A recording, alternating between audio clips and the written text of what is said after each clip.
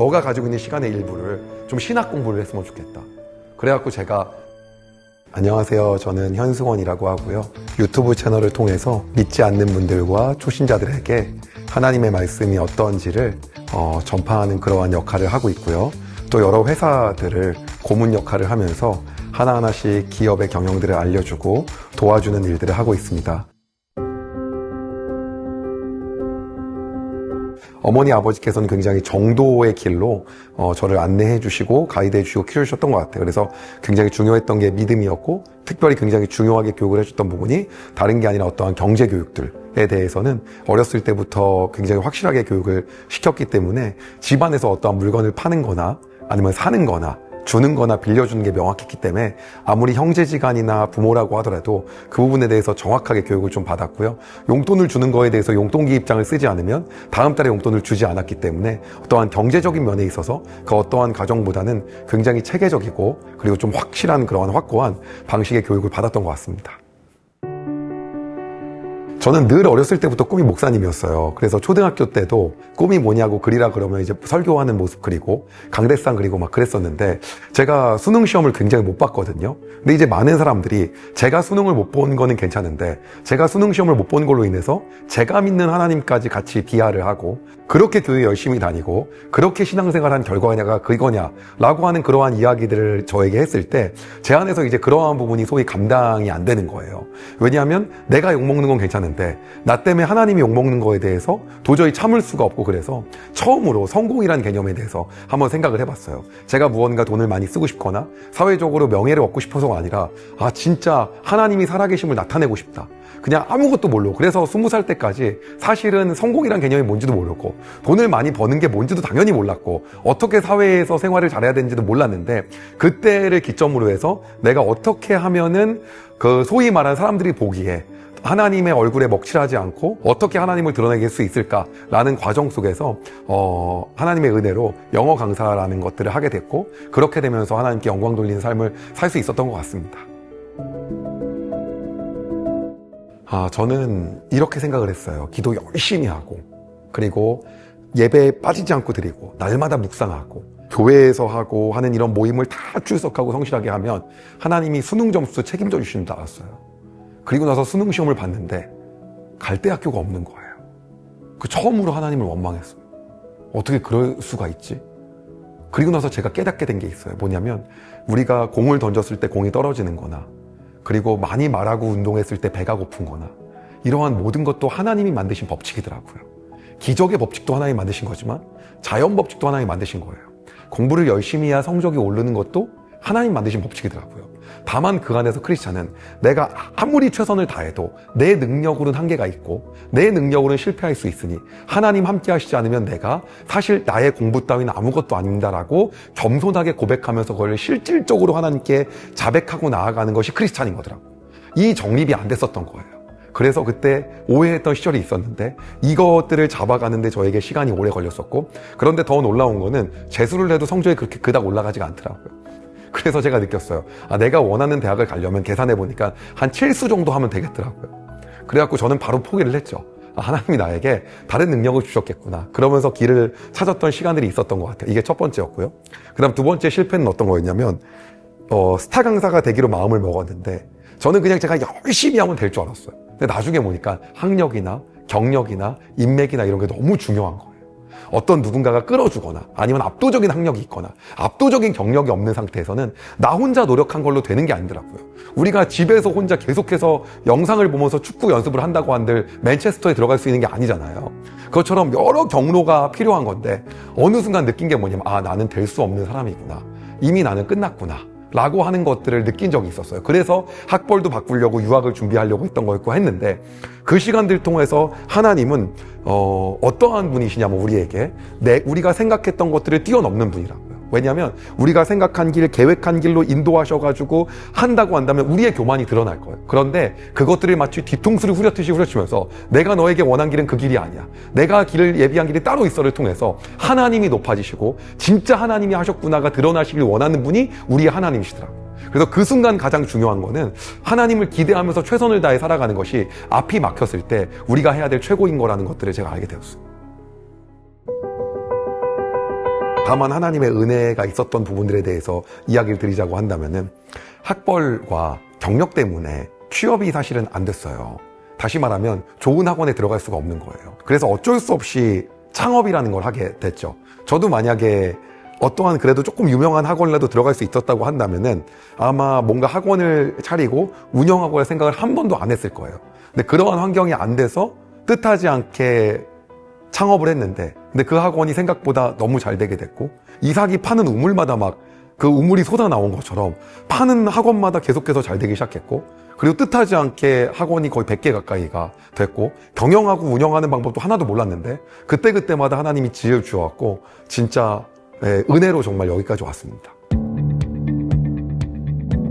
저는 이제 교육 철학에 있어서 제가 굉장히 중요하게 생각했던 건 딱 3가지가 있었어요. 첫 번째는 정말 좋은 대학을 가라라는 게 절대 아니었고, 어차피 이러한 상황에 처해졌다고 한다면 우리가 인생을 한번 열심히 사는 것을 여기서 배워보자. 사회에 나가게 되면 어차피 열심히 살아야 되는 순간이 있는데 그 경험을 한 번도 못한 사람과 한 번이라도 해본 사람과 그 당시의 포텐이 다르게 된다. 아무리 본인이 좋아하는 일을 하고 적성에 맞는 일을 하더라도 결론적으로는 본인이 힘든 시기가 오고 때려치고 싶은 순간이 오고, 그리고 내가 이것에 대해 슬럼프가 반드시 오는데 그것들을 우리가 미리 경험함을 통해서 한번 그 인내와 끈기를 갖다 길러보는 시간을 여기서 가져보자 라고 하는 게 교육 철학의 첫 번째였었고요. 그 다음에 이제 두 번째는 어떤 거였냐면, 이렇게 우리가 열심히 배우고 가르치는 것들을 통해서 이것들을 우리의 인생에 잘 되는 것들이 아니라 누군가한테 도와주며 살아가자. 그래서 아이들 중에서는 실제로 많은 아동과 결연도 하고 도와주는 학생들도 굉장히 많이 있었어요. 그래서 그게 이제 두 번째였고, 세 번째는 뭐냐면, 그렇게 여기서 배웠을 때 결국에는 그것만 갖고 나가면 저는 의미가 없다고 생각했기 때문에 마지막에 졸업하고 나서는 학생들을 모아가지고 항상 복음을 전하는 일들을 했어요. 왜냐하면 저를 좋아하는 학생들이 있었기 때문에 그들에게 마지막에 제가 줄 수 있는 선물들은 저의 가치관을 배우려고 왔기 때문에 제가 줄 수 있는 가치관은 예수 그리스도 외에는 없었거든요. 그래서 마지막에 내가 너네들한테 만약에 물건을 팔거나 강의를 판다 그런다고 한다면 나 이익이 맞지만은 이 헤어지는 마당에 진짜 내가 주고 싶은 게 있다. 그게 뭐냐면, 아무리 우리가 인생에서 성공을 하고 무언가 얻는다 한들 우린 영원히 목마르다. 그러나 영원히 목마르지 않을 수 있고, 그리고 우리가 낭망하고 실패할 때마다 너에게 더 좋은 길을 예비하는 그 인생의 동반자가 있는데 마지막으로 너네한테 그분을 초청하고 싶고 그분을 내가 소개하고 싶다. 그래서 예수님을 소개하고 그리고 예수님에 대해서 이야기했던 거, 이것들을 가지고 제가 아이들을 가르쳤던 것 같아요. 그래서 항상 저의 철학은 3가지였는데, 첫 번째는 여기서 인내를 한번 배워야 된다. 두 번째는 남들에게 그러면서도 도와주는 인생을 사는 걸 100원, 300원이라도 지금 이때부터 한번 해봐야 된다. 그리고 예수님을 알을 통해서 진짜로 가치 있는 인생을 살아보자라고 하는 것이 제가 가지고 있었던 큰 틀에서의 교육에서의 남들과 조금 달랐던 철학이 아니었나 생각합니다. 많은 청년들이 이런 생각을 해요. 한 통장에 한 몇십억이 있어서 직장 빨리 때려치고 내일부터 여행 다니고 싶고 놀고 싶고 나의 자가가 하나 딱 있으면은 내 인생이 평안할 것 같잖아요. 근데 놀라운 건 그런 사람들이 도대체 왜 자살을 하고 왜 공황장애에 걸리고 왜 우울증에 걸리는지는 사실 이해할 수가 없잖아요. 그런데 하나님이 사람을 만들 때 DNA 자체를 계속 일하게끔, 다시 말하면 우리가 그 노년에 계신 분들을 보면 열심히 일하다가 은퇴하면 갑자기 치매 오시고 그러잖아요. 그게 뭐냐면 하나님이 사람을 만드실 때 일할 수 있게끔 DNA를 만들어 놓으셨는데, 세상의 모든 가치가 마치 이거를 졸업하면은 재미있는 일이 생겨, 이거를 끝내고 나면 너의 인생이 달라질 거야 라고 하는 판타지를 보여주면서 장사하는 사람들이 되게 많은 거예요. 근데 실제로 제가 한번 졸업을 해봤는데 이것이 행복하지가 않은 거죠. 하나님이 만드신 섭리가 작용을 하기 시작하면서 내 인생이 이것이 아닌데라고 우울해지기 시작하고, 그리고 이것이 아닌데라고 생각하면서 점점 인생이 계속해서 뭐냐면 내가 왜 살지라고 하는 그런 존재론적 의문이 계속 드는 거예요. 그래서 성경에서 우리가 말하고 있는 네가 이 물을 마시면 목마르거니와 내가 주는 물은 영원히 목마르지 않는다는 게 진짜 그냥 성경에서 나오는 은유적인 표현이 아니라 실제 우리의 삶에 적용되는 부분이더라고요. 우리의 몸을 만족시킬 수 있는 거, 실제로 만족시킬 수 있는 건 예수 그리스도구나.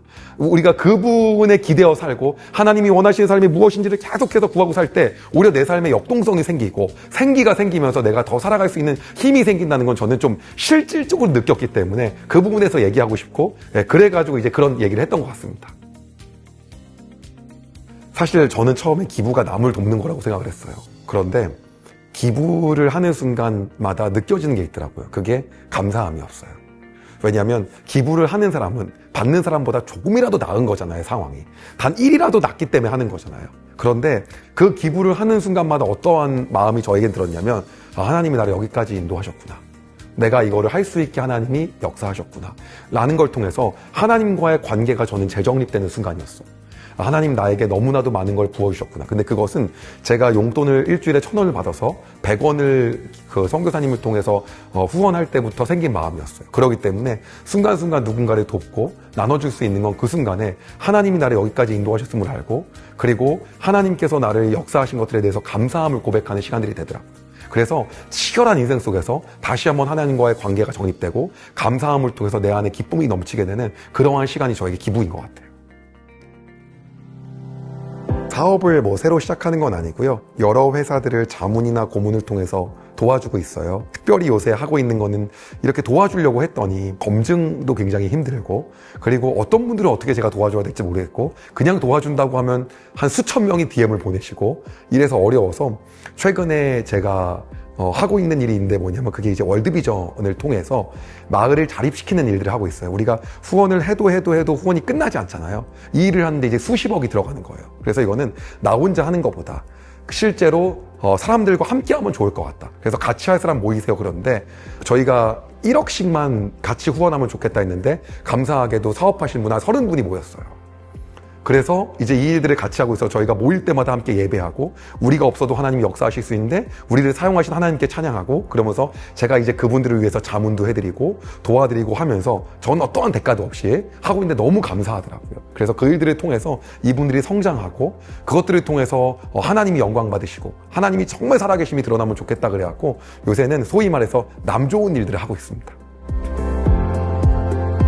제 삶에 정말 중요한 것은 하나님 멈추라고 할 때 멈추고 나아갈 때 나아가면서 그것들을 신호를 받고 순종하는 삶을 사는 것, 그것이 가장 중요한 거고, 어느 날 하나님이 저에게 말씀을 주셨어요. 그게 어떤 거였냐면, 멈춤 신호로서 너가 가지고 있는 시간의 일부를 좀 신학 공부를 했으면 좋겠다. 그래갖고 제가 신대원을 지원하게 되었습니다. 그래서 남들이 그러는 거예요. 그 시간이 얼만데 사업하는 사람이 그걸 어떻게 그럴 수 있냐 그랬는데, 하나님 멈춤 신호고 그걸 통해서 말씀하시는 게 있다고 하셔가지고 순종하기로 결정을 했고, 제 안에 계속해서 늘 저는 가장 빠르게 가장 모든 걸 다 걸고 이렇게 사는 사람이지만, 하나님 말씀하실 땐 충분히 멈춰서 그분의 음성을 순종하면서 갈 수 있는 그 삶을 살 수 있게끔 기도해 주셨으면 좋겠습니다.